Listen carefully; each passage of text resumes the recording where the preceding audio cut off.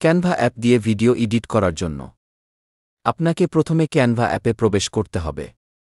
তারপর আপনারা এখানে বিভিন্ন টেমপ্লেট দিয়েও ভিডিও তৈরি করতে পারবেন এবং আপনার সেভ করা ভিডিও এডিট করতে পারবেন।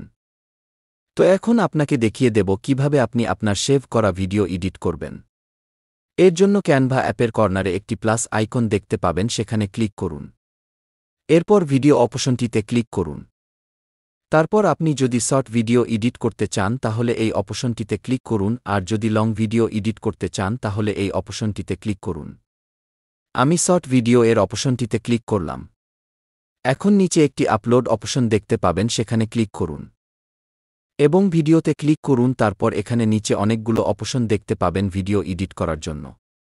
যেহেতু ভিডিওটি লং হয়েছে তাই আর বড় করছি না। এখন ভিডিওটি সেভ করার জন্য উপরে একটি সেভ অপশন দেখতে পাবেন, সেখানে ক্লিক করুন। এখন ডাউনলোড অপশনটিতে ক্লিক করুন। আরও ডাউনলোড অপশন এ ক্লিক করুন।